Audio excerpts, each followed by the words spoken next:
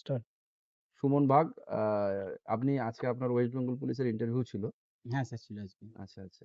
আচ্ছা, ইন্টারভিউতে ১ম থেকে শেষ পর্যন্ত আপনাকে কি, কি প্রশ্ন করলো যদি একটু বলেন?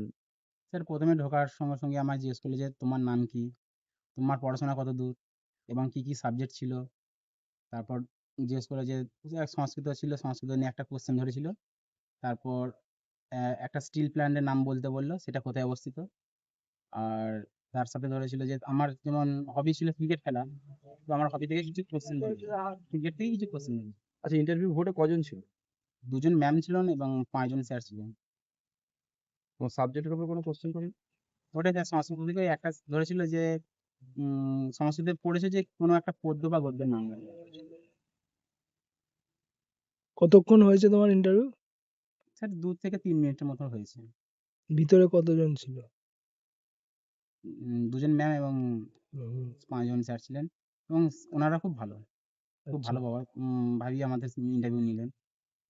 ঢোকার সময় তোমাদের ডকুমেন্ট কিরম কি ভেরিফিকেশন কি হলো? স্যার, মেইন গেটে আসার সময় আমাদের যে ইন্টারভিউ এর অ্যাডমিটটা সঙ্গে একটা আইডেন্টি প্রুফ দিতে হলো। যে আমরা ওখান থেকে আসার পর ভিতরে প্রায় আমার মোটামুটি ৫০০ মিটার মতো হাঁটতে হলো। তারপর ওখানে স্যারেরা বসতে দিলেন। ওখানে আমরা ড্রেস চেঞ্জ করলাম। ড্রেস চেঞ্জ করার পর উম ওখানে সই করে একটা ফর্ম দিল। সেই ফর্মটা ফিল আপ করলাম এবং তার সাথে ডকুমেন্টস অ্যাড করলাম।